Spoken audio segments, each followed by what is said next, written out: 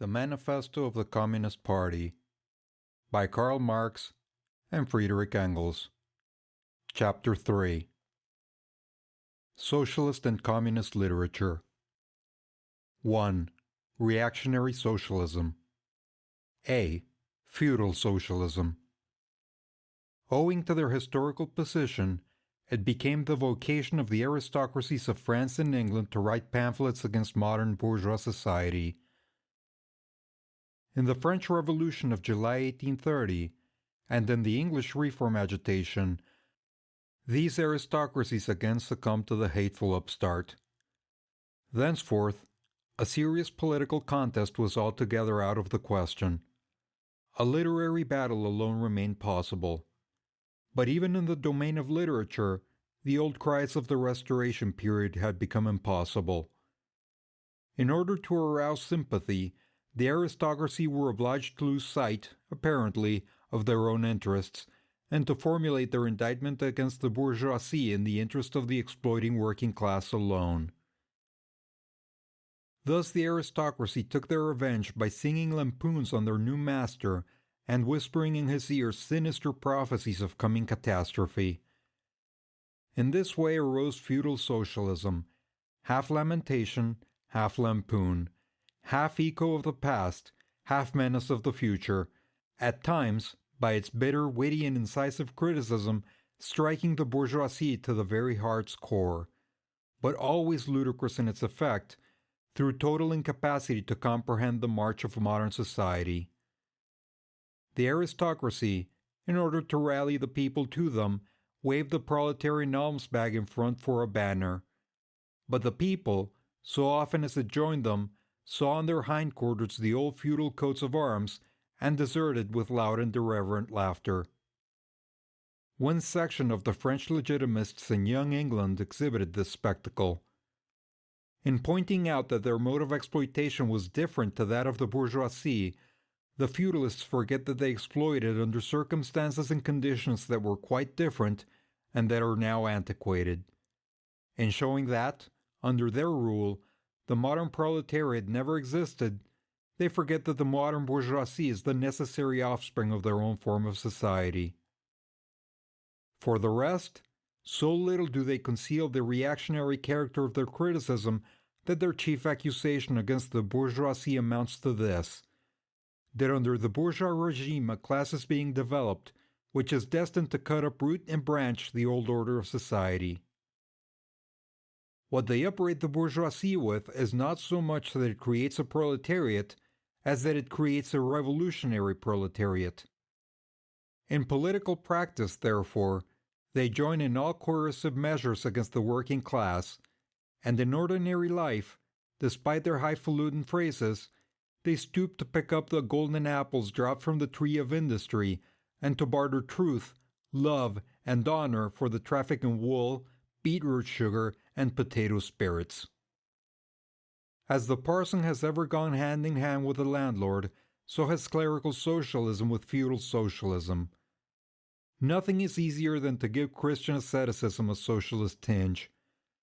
Has not Christianity declaimed against private property, against marriage, against the state? Has it not preached in the place of these charity and poverty, celibacy and mortification of the flesh, monastic life and mother church? Christian socialism is but the holy water with which the priest consecrates the heart-burnings of the aristocrat. B.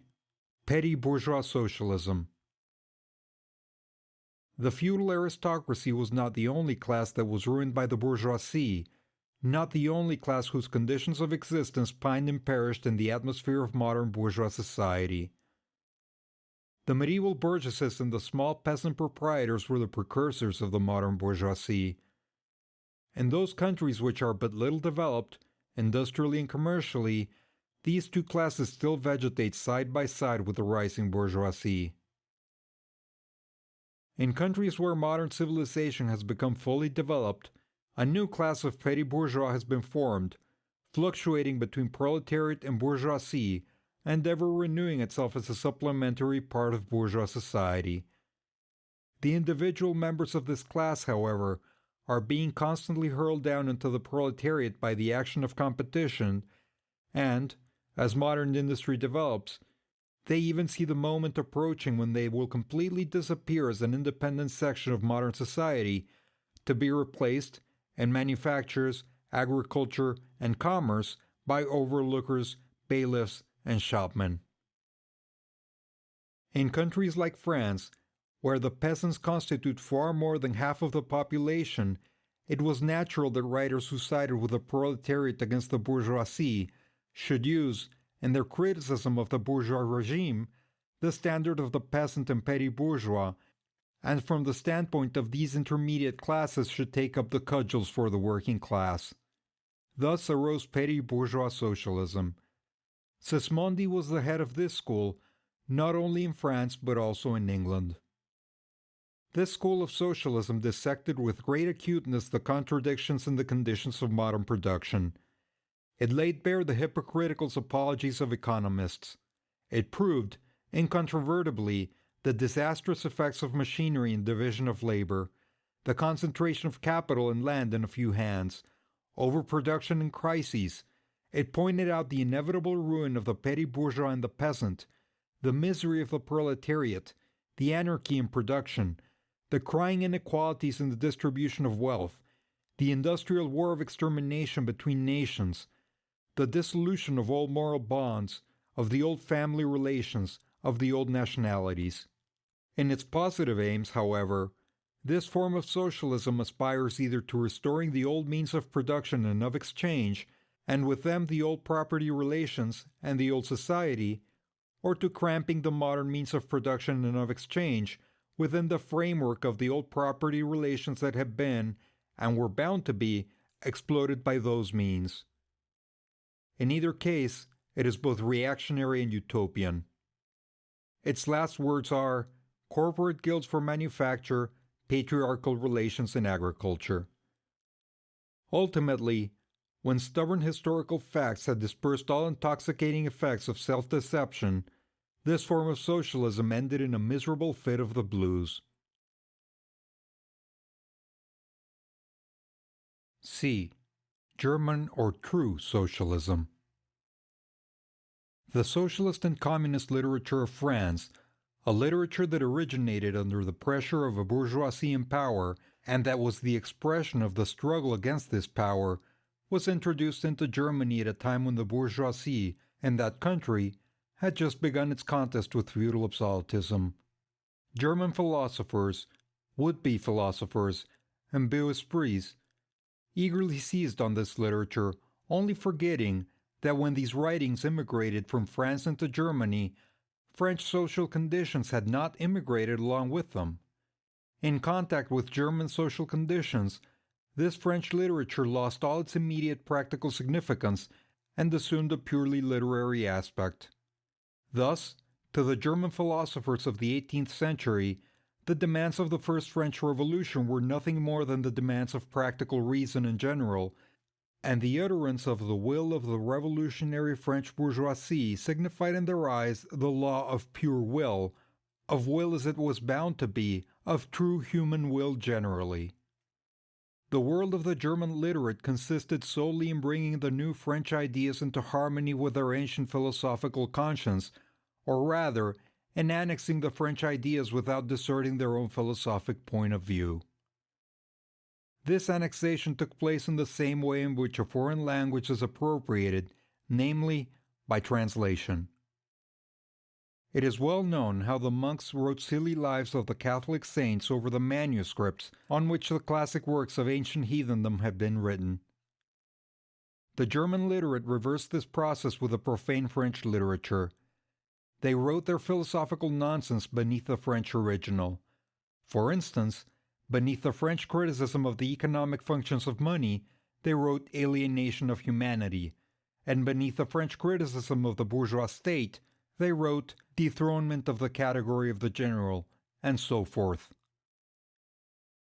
The introduction of these philosophical phrases at the back of the French historical criticisms they dubbed philosophy of action, true socialism, German science of socialism, philosophical foundation of socialism, and so on. The French socialist and communist literature was thus completely emasculated. And, since it ceased in the hands of the German to express the struggle of one class with the other, he felt conscious of having overcome French one-sidedness, and of representing not true requirements, but the requirements of truth. Not the interests of the proletariat, but the interests of human nature, of man in general, who belongs to no class, has no reality, who exists only in the misty realm of philosophical fantasy. This German socialism, which took its schoolboy task so seriously and solemnly, and extolled its poor stock in trade in such mountebank fashion, meanwhile gradually lost its pedantic innocence. The fight of the German, and especially of the Prussian bourgeoisie, against feudal aristocracy and absolute monarchy, in other words, the liberal movement, became more earnest. By this, the long-wished-for opportunity was offered to true socialism of confronting the political movement with the socialist demands, of hurling the traditional anathemas against liberalism, against representative government, against bourgeois competition, bourgeois freedom of the press, bourgeois legislation, bourgeois liberty and equality, and of preaching to the masses that they had nothing to gain and everything to lose by this bourgeois movement.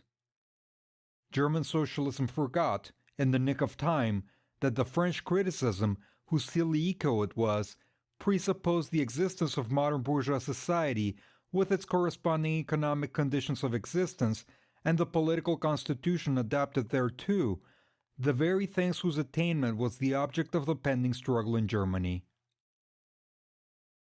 To the absolute governments, with their following of parsons, professors, country squires, and officials, it served as a welcome scarecrow against the threatening bourgeoisie. It was a sweet finish after the bitter pills of floggings and bullets with which these same governments, just at that time, dosed the German working class risings. While this true socialism thus served the governments as a weapon for fighting the German bourgeoisie, it, at the same time, directly represented a reactionary interest, the interest of the German Philistines. In Germany, the petty bourgeois class, a relic of the 16th century, and since then constantly cropping up again under various forms, is the real basis of the existing state of things. To preserve this class is to preserve the existing state of things in Germany. The industrial and political supremacy of the bourgeoisie threatens it with certain destruction, on the one hand, from the concentration of capital, on the other, from the rise of a revolutionary proletariat. True socialism appeared to kill these two birds with one stone. It spread like an epidemic. The robe of speculative cobwebs, embroidered with flowers of rhetoric, steeped in the dew of sickly sentiment, this transcendental robe in which the German socialists wrapped in their sorry eternal truths, all skin and bone, served to wonderfully increase the sale of their goods amongst such a public. And on its part, German socialism recognized, more and more, its own calling as the bombastic representative of the petty bourgeois Philistine. It proclaimed the German nation to be the model nation, and the German petty Philistine to be the typical man. To every villainous meanness of this model man it gave a hidden, higher, socialistic interpretation, the exact contrary of its real character. It went to the extreme length of directly opposing the brutally destructive tendency of communism, and of proclaiming its supreme and impartial contempt of all class struggles. With very few exceptions, all the so-called socialist and communist publications that now circulate in Germany belong to the domain of this foul and enervating literature. 2. Conservative or bourgeois socialism.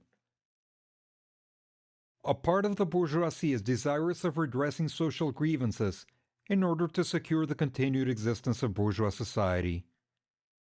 To this section belong economists, philanthropists, humanitarians, improvers of the condition of the working class, organizers of charity, members of societies for the prevention of cruelty to animals, temperance fanatics, holding corner reformers of every imaginable kind.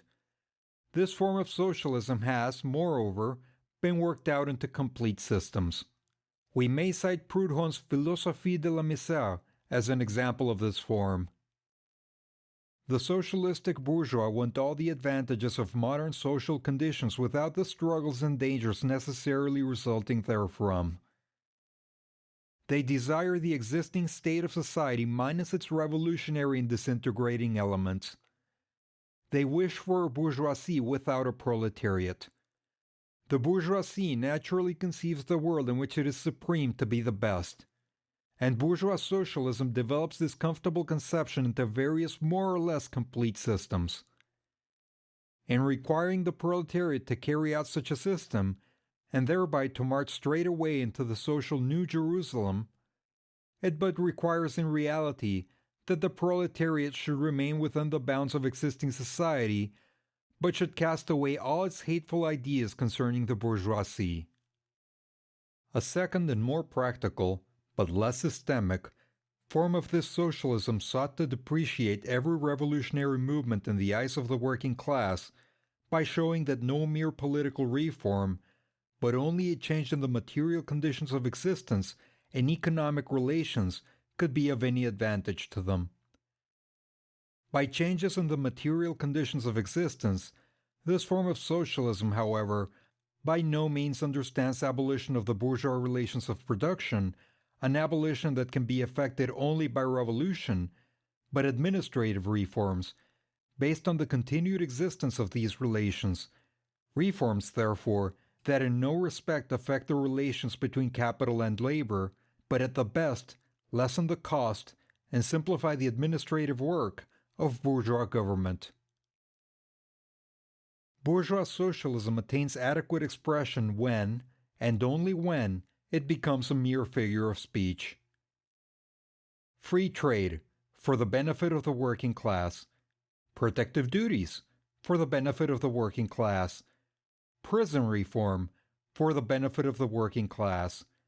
This is the last word and only seriously meant word of bourgeois socialism. It is summed up in the phrase, "The bourgeois is a bourgeois, for the benefit of the working class." 3. Critical utopian socialism and communism. We do not here refer to that literature which, in every great modern revolution, has always given voice to the demands of the proletariat, such as the writings of Babeuf and others. The first direct attempts of the proletariat to attain its own ends, made in times of universal excitement, when feudal society was being overthrown, these attempts necessarily failed, owing to the then undeveloped state of the proletariat, as well as the absence of the economic conditions for its emancipation, conditions that had yet to be produced, and could be produced by the impending bourgeois epoch alone. The revolutionary literature that accompanied these first movements of the proletariat had necessarily a reactionary character. It inculcated universal asceticism and social leveling in its crudest form. The socialist and communist systems properly so called, those of Saint-Simon, Fourier, Owen, and others, spring into existence in the early undeveloped period described above of the struggle between proletariat and bourgeoisie. See Section 1, Bourgeois and Proletarians. The founders of these systems see, indeed, the class antagonisms as well as the action of the decomposing elements in the prevailing form of society. But the proletariat, as yet in its infancy, offers to them the spectacle of a class without any historical initiative or any independent political movement. Since the development of class antagonism keeps even pace with the development of industry, the economic situation, as they find it, does not as yet offer to them the material conditions for the emancipation of the proletariat. They therefore search after a new social science, after new social laws that are to create these conditions. Historical action is to yield to their personal inventive action historically created conditions of emancipation to fantastic ones, and the gradual spontaneous class organization of the proletariat to the organization of society specially contrived by these inventors. Future history resolves itself, in their eyes, into the propaganda and the practical carrying out of their social plans. In the formation of their plans, they are conscious of caring chiefly for the interests of the working class as being the most suffering class. Only from the point of view of being the most suffering class does the proletariat exist for them. The undeveloped state of the class struggle, as well as their own surroundings, causes socialists of this kind to consider themselves far superior to all class antagonisms. They want to improve the condition of every member of society, even that of the most favored. Hence, they habitually appeal to society at large without distinction of class. Nay, by preference, to the ruling class. For how can people, when once they understand their system, fail to see in it the best possible plan of the best possible state of society? Hence, they reject all political and especially all revolutionary action. They wish to attain their ends by peaceful means and endeavor, by small experiments necessarily doomed to failure, and by the force of example, to pave the way for the new social gospel. Such fantastic pictures of future society, painted at a time when the proletariat is still in a very undeveloped state and has but a fantastic conception of its own position, correspond with the first instinctive yearnings of that class for a general reconstruction of society. But these socialist and communist publications contain also a critical element. They attack every principle of existing society. Hence, they are full of the most valuable materials for the enlightenment of the working class. The practical measures proposed in them, such as the abolition of the distinction between town and country, of the family, of the carrying on of industries for the account of private individuals, and of the wage system, the proclamations of social harmony, the conversion of the functions of the state into a mere superintendence of production, all these proposals point solely to the disappearance of class antagonisms which were, at that time, only just cropping up, and which, in these publications, are recognized in their earliest, indistinct and undefined forms only. These proposals, therefore, are of a purely utopian character. The significance of critical utopian socialism and communism bears an inverse relation to historical development. In proportion as the modern class struggle develops and takes definite shape, this fantastic standing apart from the contest, these fantastic attacks on it, lose all practical value and all theoretical justification. Therefore, although the originators of these systems were, in many respects, revolutionary, their disciples have, in every case, formed mere reactionary sects. They hold fast by the original views of their masters, in opposition to the progressive historical development of the proletariat.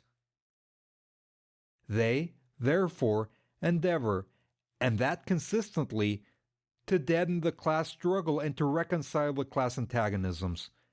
They still dream of experimental realization of their social utopias, of founding isolated phalansteres, of establishing home colonies, of selling up a little Icaria, 12º editions of the New Jerusalem, and to realize all these castles in the air, they are compelled to appeal to the feelings and purses of the bourgeois. By degrees they sink into the category of the reactionary conservative socialists depicted above, differing from these only by more systematic pedantry and by their fanatical and superstitious beliefs in the miraculous effects of their social science. They, therefore, violently oppose all political action on the part of the working class. Such action, according to them, can only result from blind unbelief in the new gospel. The Owenites in England and the Fourierists in France respectively opposed the Chartists and the Reformists. 4. Position of the Communists in relation to the various existing opposition parties. Section 2 has made clear the relations of the Communists to the existing working-class parties, such as the Chartists in England and the Agrarian Reformers in America. The Communists fight for the attainment of the immediate aims, for the enforcement of the momentary interests of the working class. But in the movement of the present, they also represent and take care of the future of that movement. In France, the communists allied themselves with the Social Democrats against the conservative and radical bourgeoisie, reserving, however, the right to take up a critical position in regard to phrases and allusions traditionally handed down from the Great Revolution. In Switzerland, they support the radicals, without losing sight of the fact that the party consists of antagonistic elements, partly of democratic socialists, in the French sense, partly of radical bourgeois. In Poland, they support the party that insists on an agrarian reform as the prime condition for national emancipation, that party which fomented the insurrection of Krakow in 1846. In Germany, they fight with the bourgeoisie whenever it acts in a revolutionary way, against the absolute monarchy, the feudal squirearchy, and the petty bourgeoisie. But they never cease, for a single instant, to instill into the working class the clearest possible recognition of the hostile antagonism between bourgeoisie and proletariat, in order that the German workers may straightway use, as so many weapons against the bourgeoisie, the social and political conditions that the bourgeoisie must necessarily introduce along with its supremacy, and in order that, after the fall of the reactionary classes in Germany, the fight against the bourgeoisie itself may immediately begin. The communists turn their attention chiefly to Germany, because that country is on the eve of a bourgeois revolution that is bound to be carried out under more advanced conditions of European civilization and with a much more developed proletariat than that of England was in the 17th and of France in the 18th century, and because the bourgeois revolution in Germany will be but the prelude to an immediately following proletarian revolution. In short, the communists everywhere support every revolutionary movement against the existing social and political order of things. And all these movements they bring to the front as the leading question in each, the property question, no matter what its degree of development at the time. Finally, they labor everywhere for the union and agreement of the democratic parties of all countries. The communists disdain to conceal their views and aims. They openly declare that their ends can be attained only by the forcible overthrow of all existing social conditions. Let the ruling classes tremble at a communistic revolution. The proletarians have nothing to lose but their chains. They have a world to win. Working men of all countries, unite!